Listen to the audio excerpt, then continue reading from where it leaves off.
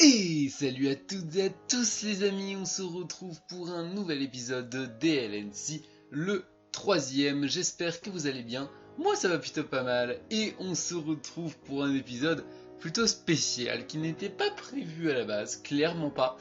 Puisque pour une fois, j'avais décidé de vous faire une vidéo courte, de moins de 15 minutes, voire même moins de 10 minutes, sur comment build sur un match de playoff. Voilà, 5 petites astuces ou un peu plus. Voilà, pour vous expliquer un peu comment fonctionnent les team building de playoff qui sont assez différents des normaux, de ceux qu'on fait en saison régulière. Et puis est venu ce match de playoff. Le seul point faible entre guillemets de mon idée de vidéo, c'était que je ne savais pas trop comment vous donner d'exemples. Et au final, j'ai eu un match de playoff cool, qui était plutôt intéressant et plutôt drôle pour la chaîne. Vous verrez pourquoi juste après. Et qui en plus montrait parfaitement des team building intéressants pour les playoffs. Donc je me suis dit je vais tout faire en une vidéo. Donc ce match, expliquons un peu le contexte. Comme d'habitude, il s'agit ni plus ni moins de la revanche contre Ichigo dans Madrap League, qui est la MML. Voilà, on se retrouve en playoff, quart de finale. Et donc je me retrouve à nouveau face à Ichigo et on va devoir le battre pour espérer aller en demi-finale et donc espérer gagner la compétition. On verra bien. En tout cas, pour sa draft, il me semble qu'il n'a pas fait de changement contrairement à la dernière fois. Si, il a fait un changement. Luxray et Hariyama sont partis.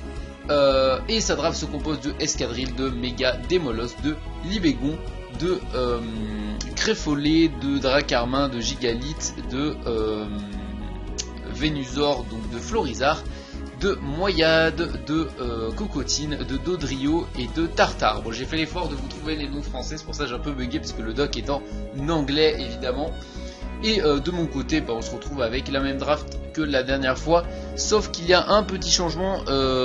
Quagsire, donc Marest a été du coup switch pour Sylvalier, il me semble, parce que en gros, la dernière fois, il y avait eu, j'ai fait des changements entre temps, et donc Sylvalier a pris la place de Quagsire, et ça doit être Dragal qui est arrivé dans l'équipe, je crois.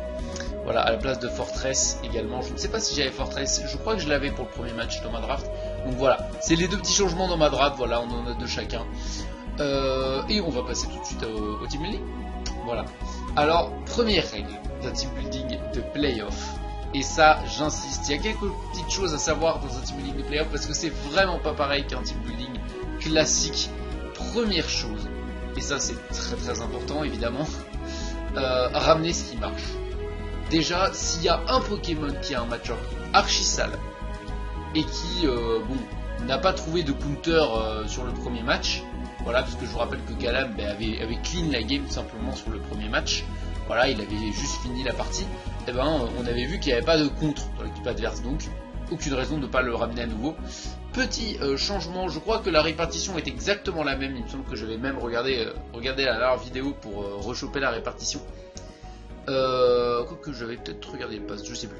Bref, on se retrouve donc avec du 252 Adamant classique parce que voilà, j'ai une réparte pour dépasser Libégon Adamant. Donc avec 176 de speed et une nature rigide qui booste l'attaque parce que Galam a un très bon match-up. Les deux seuls Pokémon qui peuvent se permettre de venir dessus sont Jellicent et encore lui il a des soucis mais surtout Mesprit. Voilà, il avait déjà ramené les deux au premier match. Donc Galam que je vais ramener avec les trois mêmes attaques dans Slam, Drain Punch et Zen Headbutt parce que tout simplement ça se fait toute l'équipe. Hormis Mesprit et alors j'ai utilisé Leaf Blade parce que deuxième conseil, et ça je l'annonce, il faut suivre en playoff, que ce soit dans le match ou dans le team building, il faut suivre son instinct. Et moi, mon instinct me disait que quelque part, il ne ramènerait pas Mesprit. J'étais pas certain, honnêtement, qu'il ramènerait Mesprit. Et j'ai décidé de faire un pass sur Playcroix pour Leaf Blade et mieux toucher Jellicent. Parce que il n'avait pas joué beaucoup de défense sur Jellicent la première fois, et je sentais qu'il allait en ramener plus cette fois-ci. Et du coup, j'ai préféré venir sur Jellicent qui était certain d'arriver, plus que sur Mesprit. Voilà. Donc, bon, on va voir ce que ça donne, hein, si mon instinct a été bon.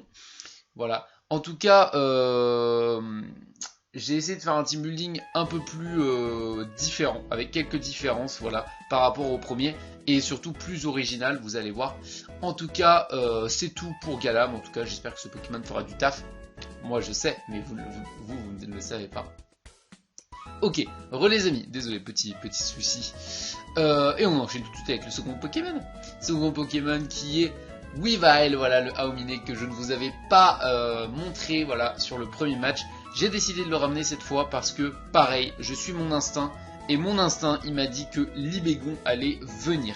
Voilà, il faut vraiment essayer d'analyser. Et ça, troisième conseil, et celui-là c'est le plus important de tous, c'est analyser le premier match.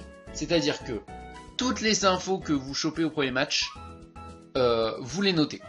C'est-à-dire si vous connaissez les objets, vous les notez. Si vous calculez les réparts, si vous connaissez à peu près les réparts, vous les notez. Vous notez tout. Ça peut vraiment être utile, et pour l'avoir vécu, j'ai déjà perdu un match à cause de ça, de demi-finale, parce que mon adversaire avait noté quelque chose et j'y avais pas pensé, et du coup il a anticipé le fait que j'aurais le même item, et bon, bref, il a gagné. Donc voilà, là en analysant le match, je me suis dit que il avait malgré tout été wall par mes Pokémon défensifs, et Marest n'était pas là. Donc pour moi il y a un Pokémon qui avait une niche, c'était Libégon. Parce que Libégon il pouvait setup, il pouvait Z outrage, donc Z colère sur mon Milotic, le tuer et me mettre vraiment très mal. Voilà, je sentais ce Libégon venir parce que aussi un nouveau conseil, quatrième conseil, j'essaie de les caler le plus rapidement possible dans la vidéo, comme ça on pourra aller plus vite après sur cette fin de team building. Autre conseil, quand vous faites un team building de playoff, faites très attention à l'hyper-offense, à l'offensif et surtout au setup. Parce que les playoffs, vous verrez que c'est là où les setups marchent le plus, parce que les gens ont tendance à jouer trop safe, et du coup bah, ils se font surprendre par des setups, parce que la plupart du temps tu ramènes toujours les mêmes Pokémon défensifs. C'est-à-dire si tu as ramené un certain corps défensif sur le premier match, bah, c'est qu'il marche, et donc tu vas le ramener au deuxième.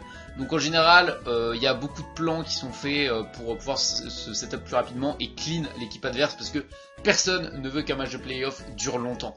On veut tous en finir au plus vite, et donc on a tendance à jouer beaucoup plus offensif, que ce soit dans les sets ou dans la manière de jouer. Donc je vous conseille vraiment de faire très attention aux sets de setup qui peuvent vraiment vous ruiner, et c'est pour ça que j'ai préféré pick Weavile cette fois-ci avec Ice Shard. Voilà, priorité de type glace x4 sur Libégon qui serait à même de le tuer. On a un Fightinium Z Focus Punch. La dernière fois il était sur notre Boreas. Cette fois il est sur Weavile, le Z combat pour passer Gigalith, pour passer Démolos et pour passer Excadrill. Donc ça fait énormément de dégâts. On a derrière Icicle Crash et Knock Off, voilà, pour passer à peu près tout le reste de l'équipe. En répartition, on a du 140 Jovial. Ça, c'est pour dépasser Démolos, à n'en point douter. Hein. D'ailleurs, ça m'étonne que je mette aussi peu de vitesse pour dépasser Démolos, qui n'a que 10 points de speed en moins. Bon, ça doit être ça. 116 HP, du coup, ça nous permet vraiment d'avoir pas mal de bulk. Et on a les 252 vers une attaque, c'est évident. On enchaîne avec un Pokémon qu'on avait vu au premier match, King the Greatest, avec pratiquement le même set il me semble. C'est juste que Ice Beam est venu remplacer du coup Sludge Wave, parce que je ne trouvais pas Sludge Wave vraiment très intéressant au final, puisque Aromatis je sentais qu'il ne reviendrait pas. Et globalement j'avais pas besoin d'autre chose, sauf de Ice Beam, voilà, qui touchait Dodrio, qui touchait Flygon aussi. Voilà, j'avais besoin de toucher ce Libégon. Et cette fois je ramène Life Orb au lieu de Specs. C'est pour ça que la répartition a peut-être un peu changé, je sais pas. Parce que la première fois, je vous l'avais dit, hein, je m'étais trompé, j'avais confondu Mesprit et Oxy. Oxy du coup qui était beaucoup plus défensif. Cette fois je joue juste Life Orb et ça va faire très mal avec Shadow Ball évidemment pour Jellicent et surtout pour Mesprit. Ice Beam, je l'ai déjà dit. Earth Power bah, pour tout le reste. Et c'est notre poseur de piège de rock parce qu'il met énormément de pression. On a vu au premier match qu'il mettait, qui va forcer les switches. Et du coup, bah, je pense qu'il va pouvoir placer les PDR assez rapidement dans ce match. Et vu que je vois bien Démolos arriver à nouveau, bah, ça sera pas du luxe. Niveau répartition, je crois que c'est la même en speed parce que je dépasse un escadrille full vitesse Adamant. Et ensuite, bah, j'ai mis le reste en PV pour avoir un peu plus de bulk. Et évidemment, full attack speed. On enchaîne avec un Pokémon qui était également là la dernière fois, Milotic. Alors Milotic, je ramène encore une fois un set SPDF. Mais comme il a très bien marché et j'ai vu que Galam pouvait tenir, il me semble que j'ai mis moins de SPDF et plus de défense. Puisque au final, c'est plus rentable pour checker Libégon. Parce que voilà, c'est un set, je dois m'adapter. Milotic, je peux pas le laisser comme ça. C'est pour ça que je joue Ice Beam cette fois. C'est un risque, puisque je ne joue pas Toxic, puisque mon troisième move c'est Abri pour bloquer un Z colère en fait. C'est-à-dire que c'est un Milotic qui est capable de tuer Libégon sans prendre trop de dégâts, puisque enfin, il est capable de tanker Z colère à +1 sur un abri, et derrière d'encaisser un colère et de le tuer avec Ice Beam. Voilà. Donc c'est un Milotic vraiment sympa avec les restes, et je joue Cute Charm. Alors je sais que c'est un peu bête de ne pas jouer son meilleur talent qui est Compé Marvel Scale, qui fait que ça booste sa défense une fois qu'il a un statut. Sachant que Jellicent avait joué Toxic au premier match, il y a de bonnes chances que je sois Toxic à un moment. Oui, mais en fait, de toute manière, Milotic il est là essentiellement pour gérer une Undoom, donc je voulais pas le faire venir trop souvent sur des menaces défensives physiques. Et en plus, je me dis, Q-Charm ça peut être très drôle face à Tête de Fer sur Escadrille, face à Flygon, Outrage, on sait jamais, écoutez, sur un U-Turn de Mesprit, je me suis dit ça peut être vraiment drôle si jamais il y a un Pokémon qui se le mange. Et c'est le petit coup de axe que je peux avoir avec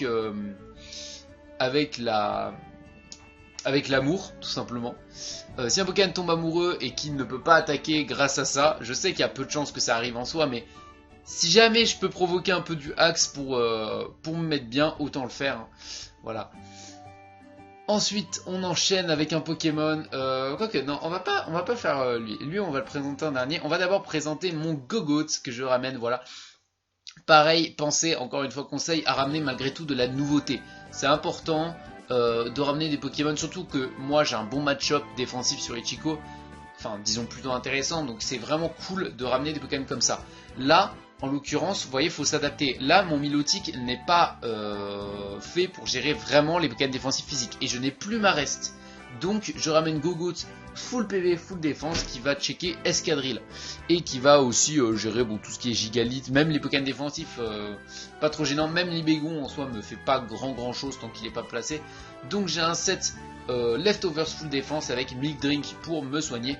Bulk Up, Ornish et Earthquake. Derrière, c'est vraiment pour mettre la pression. C'est ça qui est cool avec Gogoat, c'est qu'il met énormément de pression grâce à Ornish Bulk Up.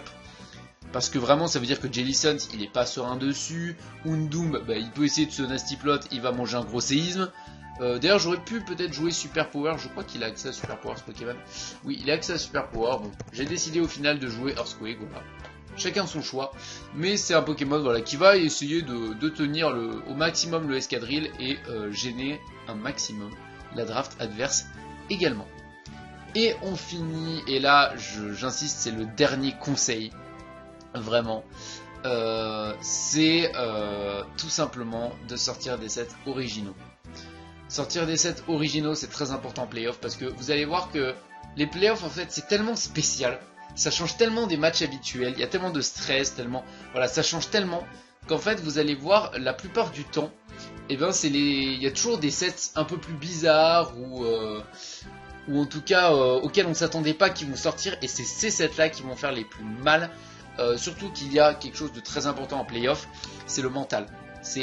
En termes de stress, c'est beaucoup plus important, surtout si c'est une DL que vous tryhardez, donc c'est vraiment compliqué, et donc on a beaucoup plus de chances de faire des erreurs quand on est mis sous pression, et c'est ce genre de set là qui va mettre l'adversaire sous pression. Moi j'ai décidé de jouer un Pokémon que j'ai joué tout le long de la compétition de manière défensive, même hors compétition.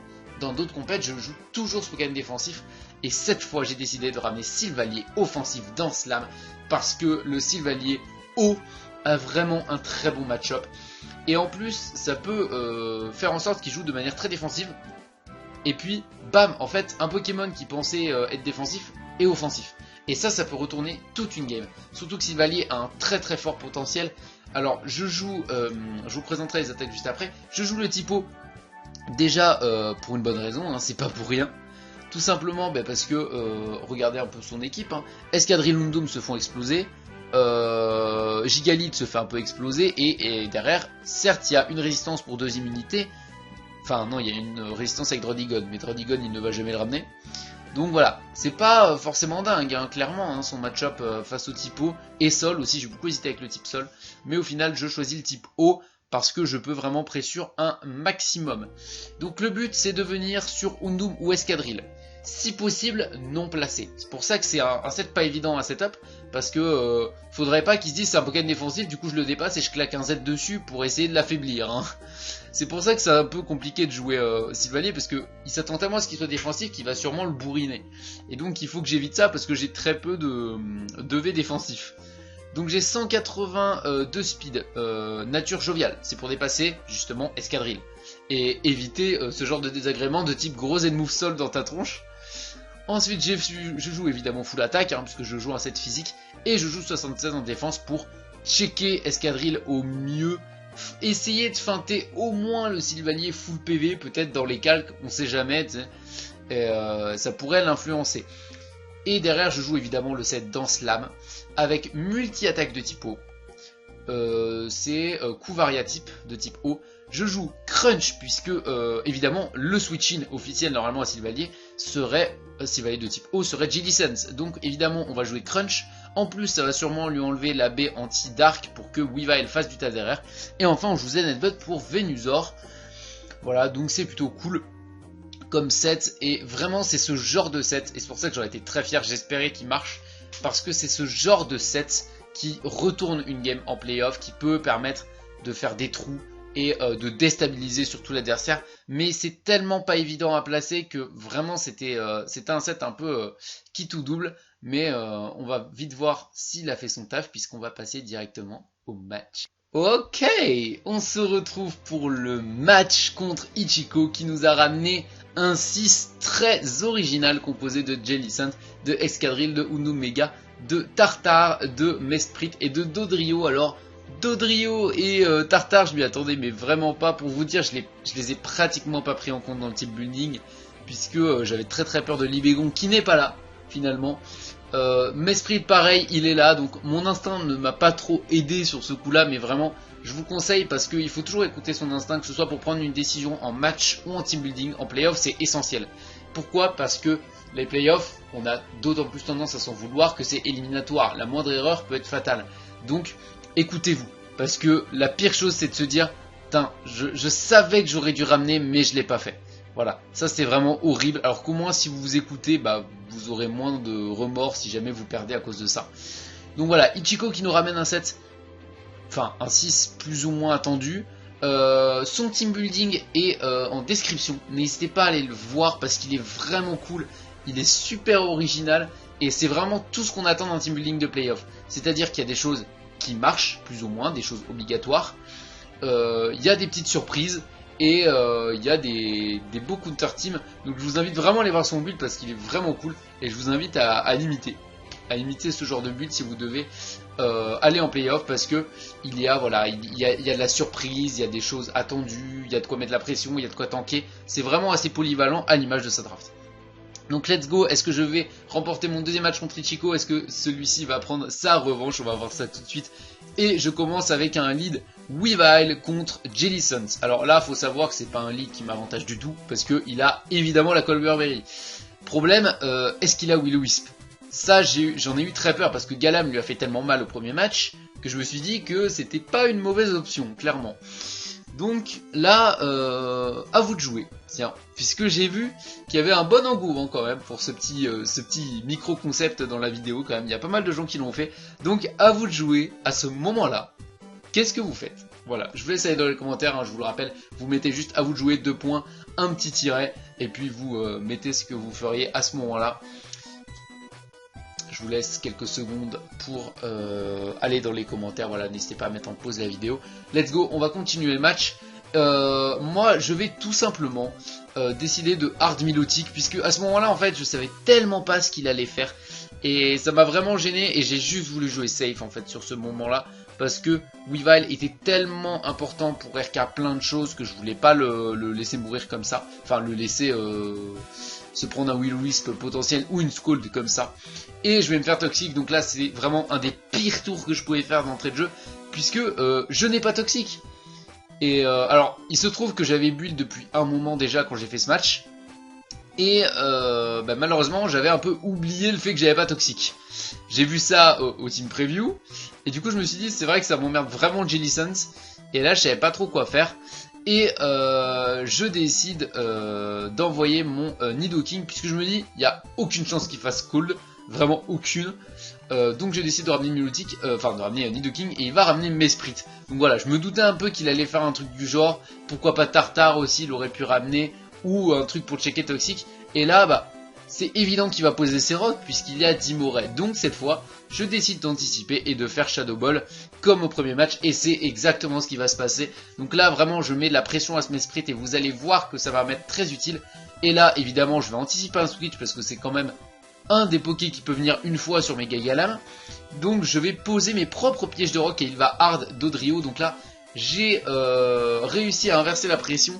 Et c'est ça qui est important, c'est de jouer aggro en playoff. Faut quand même pas jouer mollo, faut vraiment essayer de toujours maintenir la pression de son côté au mieux en fait. Hein. Là on voit Ichiko, grâce à son bon lead, il a mis 2 tours de pression. Et bien là, j'enchaîne et j'en mets 2. Donc en 4 tours, voilà, la moitié des tours c'est Ichiko qui a mis la pression, l'autre moitié c'est moi. On va voir si ça va continuer. Pour le moment, je suis safe parce que je sais que sauf Z-Move, ce à quoi je pouvais m'attendre, je me fais pas one shot. Mais Ichiko connaît mon style de jeu, il a vu mes derniers matchs. Donc pour moi, le truc le plus évident, et c'est pour ça que je dis c'est très important d'analyser sa manière de jouer, sa propre manière de jouer, et surtout le match d'avant. Parce que j'avais joué très aggro au match d'avant, mais je jouais safe sur ses menaces offensives. Là je me dis, je tape Ice Beam, parce que s'il a Z-Move, il va faire SD avant de le claquer. Et donc soit il fait SD, soit c'est un Scarf ou un truc comme ça et il va pas me tuer. Et je vais taper Ice Beam et lui il va ramener son Tartare. Alors là, prise d'information, j'ai joué safe.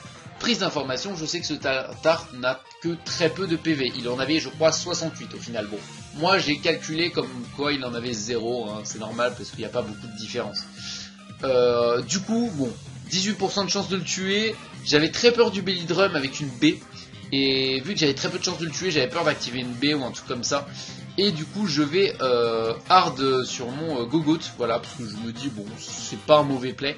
Et là il va me faire Rock Tomb, et là c'est pour ça que je vous dis que le build est assez original. C'est que il avait pris Rock Tomb Expert Belt pour passer mon Tornadus, donc c'était assez intéressant. Après je vous avoue que sur ce tour là, je lui ai dit que je trouvais pas ça archi opti. Parce que bah sur le coup tu te dis Rock Tomb à ce moment là... J'ai tellement de chance d'amener un Pokémon défensif qu'en fait ça n'a pas trop d'intérêt, surtout que c'était un sub toxique. Donc pour moi j'aurais juste fait sub à ce moment là en fait, en anticipant le Milotic ou le Gogoat, et il aurait pu me toxique facilement derrière. Donc là je profitais du fait que je mets la pression, mais évidemment je me dis Tartare ne me fait rien, donc il va switch sûrement sur son Dodrio ou son Doom, et c'est pour ça que je vais double switch immédiatement sur Weavile, et ça marche. Et donc c'est pour ça que je vous dis que c'est très important les playoffs d'être serein. D'être serein, de ne pas avoir de stress, d'analyser un peu ce que fait l'adversaire et surtout d'avoir un peu les données du premier match. Bon là ça me sert pas parce que c'est des nouveaux Pokémon, mais je connais la manière de jouer d'Ichiko du coup grâce au premier match, et puis c'est quelqu'un que j'ai affronté quand même plusieurs fois. Donc là j'ai la chance de réussir mon double switch qui était quand même plutôt risqué, mais enfin disons que dans le sens où si je ratais mon anticipation j'allais prendre très cher. Et là vient Dodrio, et là je vais faire ma première erreur du match, et c'est pour ça que c'est dur les playoffs mentalement, parce qu'il faut être constant, tu peux faire la moindre erreur et perdre le match. Et là je vais faire une erreur, je calcule combien le Z-Fight fait un Tartare, parce que je me doute que c'est le seul switch de son équipe à Weavile, et il se trouve qu'en fait si je fais Ice Shard, vu qu'il y a les pièges de rock, de toute façon il meurt d'un Z combat, et il se trouve que je me dis bon, on sait jamais, je sais pas pourquoi j'avais envie de taper Ice Shard pour faire plus de dégâts, et enfin du coup je tape ici que le crash au lieu de faire Ice Shard qui est beaucoup plus safe au final, hein. Parce que je fais un Ice Shard, de toute façon je suis sûr de le tuer. Mais je vais taper ici que le crash, j'ai l'habitude de choke avec ce Weavile, hein, décidément. Vous avez pas vu mes premiers matchs. Et il s'avère que ça va être un Scarf Dodrio. Et là, c'est hyper chiant. Parce que là ça veut dire qu'il mourrait. Concrètement, il est... Alors je sais pas s'il tenait. Je pense honnêtement qu'il tenait. Il y avait peut-être moyen qu'il tienne le Ice Shard. Bon, il mourrait forcément puisqu'il avait les reculs de Brave Bird dans tous les cas. Donc si je le tuais, c'était génial. J'étais archi bien dans la game. Si je mourais, c'était pas très grave parce qu'il mourait aussi. Et là, je me retrouve avec un truc qui peut revenir une fois. Et le problème c'est que c'est archi gênant parce que c'est un RK à Galam, c'est un potentiel RK à Nidoking une fois qu'il est affaibli, et surtout il a accès à retour, qui ne fait pas de dégâts de recul. Donc si il weaken trop ma team, ce truc me sweep. Et donc là, c'est vraiment un moment où t'es mal, t'es pas bien. Et ça va vous arriver souvent en playoff. Ce moment où tu te dis, là j'ai fait une erreur et va falloir que je me rattrape. Et c'est là que les sets surprises, bah, ils aident, puisque je décide de ramener à ce moment-là Sylvalier, et je me dis, il est Scarf, il me fait rien, concrètement il me fait 0 dégâts, même là, avec ma répartition, il me faisait dans les 33% je crois, donc c'était vraiment ridicule. Donc je me dis, vu que je le joue souvent en full défense, Sylvalier ou un truc du genre, il va vraiment rien me faire, donc il va le garder pour plus tard forcément, parce que c'est un RK en fin de game tellement exceptionnel, et il va switch sur son Pokémon haut, et c'est là que du coup le game plan se met en place, parce qu'au moment où Ichiko est censé jouer safe et commencer à profiter de son avantage, eh ben je vais lui dire non mon gars, je vais lui dire non, je te pose une SD sur la tronche. Et quand bah, du coup comme je le jouais tout le temps défensif, il s'attendait pas, surtout un Sylvalier haut, c'est pas courant de le voir SD. Et là je sors un set, enfin je sors le move que je crois que c'est un move que je vois pour la première fois sur Sylvalier depuis que je fais du Draft League. Et même de la strat, c'est Zen Headbutt. Et il se trouve quand même que Sylvalier a la chance d'avoir un move pour toucher toute son équipe à ce moment là de la game. Et donc il est, bah là, il est sûr de prendre au moins un kill. Donc là je vais tuer le Tartare qui aurait pu me gêner. Et Ichiko ne peut pas profiter de son avantage. Là je vais taper Crunch, bon évidemment ça va arriver sur la Colberberry, mais du coup il n'a pas de switch, il va me toxique un peu désespérément. Et je vais faire un deuxième kill. Et là c'est le corps défensif de Ichiko qui vole en éclats sur ce set surprise de Sylvalier. Et il va devoir ramener Dodrio en urgence. Donc là vous voyez c'était vraiment archi important de faire ce double kill là. Parce que pareil mentalement, là je lui rends l'appareil de ce qu'il m'a fait juste avant avec le bait sur Weavile. Puisque là quand ton corps défensif, enfin en tout cas Tartare était là pour gérer mes Pokémon défensifs.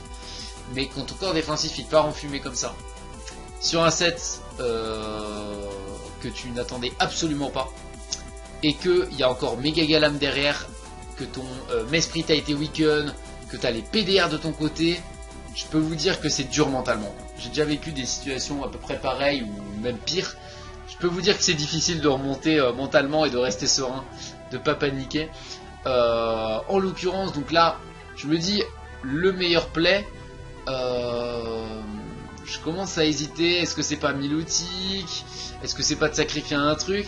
Et du coup ça va être l'heure du deuxième à vous de jouer. Je vous laisse noter juste en dessous du premier à vous de jouer. Quel est de votre play à ce moment-là de la partie? Qu'est-ce que vous faites? Est-ce que vous le tuez? Est-ce que vous switchez? Qu'est-ce que vous anticipez? Voilà, à vous de jouer. Voilà, je vous laisse quelques secondes. Voilà, bon, mettez la vidéo en pause, hein. Comme ça la vidéo sera pas trop longue. Je vais pas attendre 20 000 ans. Voilà, votre réponse a été mise, j'espère, en commentaire. On en débattra à la fin de la vidéo, puisque je pense que c'est le dernier à vous de jouer. Et je vais vous expliquer mon play qui a été à ce moment-là de hard sur... non, pardonnez-moi. Enfin aussi de hard taper multi-attaque. Parce que, en fait, à ce moment-là, j'ai calculé que Escadrille et Unum ne me tuaient pas. Et donc que je pouvais les tuer si je revenais. Le petit problème, à ce moment-là, c'est que j'avais peur qu'il fasse retour. Parce que je m'étais dit, en fait, dans sa tête, l'idée c'était de me weaken et d'amener Undum pour me tuer. Après, oui, il allait prendre les rocs, forcément. Mais bon, dans ma tête c'était ça, et du coup je m'étais dit, mais si jamais il tape retour, et que je switch sur Gogoat, il va me tuer un Pokémon obligatoirement. Ce qui fait que, ou alors il va me weaken Milotic, enfin, bref. Et je vais devoir ramener à nouveau ce Pokémon qui va se faire RK par Undum, ce qui fait qu'il va prendre 2 kills. Et si Escadrille et Scarf, la fin de la game, ça peut être vraiment serré. Et du coup, j'ai pas pris le risque et j'ai préféré sacrifier Sylvalier. Il a fait Brave Bird au final parce que en fait je voulais qu'il prenne les dégâts de recul sur un autre Pokémon. Problème, bon voilà, Sylvalier va mourir. Alors c'était pas un mauvais play. Ça dépend totalement de la situation. Voilà, moi j'imaginais cette situation. En l'occurrence je pense que c'était pas le meilleur play. Je pense que le meilleur play c'était de switcher à ce moment là. Mais j'ai vraiment eu peur et j'ai joué safe sur ce coup là. Donc là il va ramener Undum et je vais ramener Gogoat. Donc là j'avais vraiment anticipé soit le Mesprit, soit le Escadrille. Vous allez voir qu'il va y avoir deux 50-50 comme ça qui vont être très importants dans la game. Puisque là je lui offre le setup. Après je lui offre je claque un séisme quand même. C'est pour ça que je vous disais que c'est dommage que j'ai pas pu que je n'ai pas mis Super Power. En soi, ça aurait été peut-être plus intéressant. Puisque du coup, j'aurais tué ce Démolos et j'aurais clean la game. En fait, c'était fini là. Et là, ça va jouer short parce qu'il ne mise pas. Et si il flinch Dark Pulse Milotic, j'ai perdu. Mais là, on voit que, pareil, c'est ça qui est important dans l'analyse du premier match. C'est que, comme je vous l'avais dit, premier match, j'ai regardé une fois le match et qu'est-ce qui m'a fait gagner? Le fait que Galam puisse clean à la fin et le fait que Milotic ait assez de vie pour check Undum en fin de partie. Et bien là, qu'est-ce qui se passe? J'ai gardé Milotic, j'ai gardé Galam. Et je suis dans une très bonne position parce que sauf s'il me flinch, et là j'avais extrêmement peur qu'il me flinch, hein, c'était fini. Je crois que s'il me flinchait à ce moment-là, c'était fini. Surtout parce que j'avais moins de SPDF que d'habitude, donc c'était compliqué. Là, il va alors faire un play qui est assez discutable. Il va faire Destiny Bond. Pour moi, en fait, il gagnait. Il avait gagné s'il avait le flinch. Donc pour moi, c'était un peu dommage de sacrifier son Doom. Puisque, en fait, il avait plus aucune chance à ce moment-là de gagner. À partir du moment où il sacrifie Doom, c'était fini. Là, bon, encore un 50-50. Je le gagne. Puisque cette fois, j'ai écouté mon instinct. Je vous l'avais dit, toujours écouter son instinct. Là, j'ai eu l'intime conviction.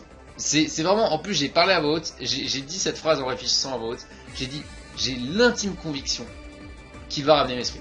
À ce moment-là, je ne voyais pas du tout, mais pas du tout, SK à venir, parce que il se doute que j'ai un truc pour Mesprit de base, parce que son Mesprit, il faut le savoir, était Zen Move, Z électrique, et du coup ne tenait pas un knock-off, donc au final, lui, il s'est dit, bon, je ramène Mesprit, et puis on sait jamais, et moi, du coup, je ramène pas Galam, parce que Galam ne tuait pas à ce moment-là le Mesprit, donc j'avais un peu peur, en plus j'avais un peu peur du Scarf, en fait, Escadrille, parce qu'à ce moment-là, si Escadrille était Scarf, je pouvais me faire avoir un peu bêtement, puisque King mourait, et derrière, si il arrivait à Mwinken avec Dazzling Gleam, en fait, le Scarf Escadrille gagnait tout seul, et c'est pour ça que c'était pour moi décisif, et du coup, bon, je vais taper Shadow Ball, je vais pas anticiper.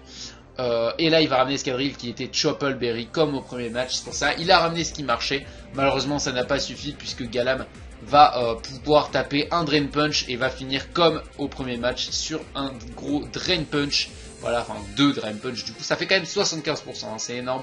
Et lui, alors j'ai prié pour pas avoir de crit, il ne va pas avoir le crit et je vais me qualifier pour les demi-finales en 20 tours.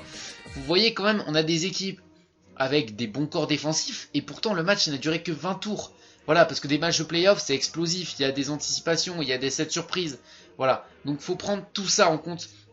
En tout cas, j'espère que la vidéo vous a plu, c'est qu'à n'hésitez pas à vous abonner si le contenu vous plaît pour d'autres vidéos ou alors tout simplement à réagir en commentaire, ça me fera extrêmement plaisir. Il y a toujours des retours aussi bons sur les vidéos, donc je suis très content d'avoir fait ce petit comeback sur la chaîne. Je rentre, au moment où je tourne la vidéo, j'ai ma rentrée demain. Voilà, le mardi 3 septembre, je crois. Je check, oui, 3 septembre.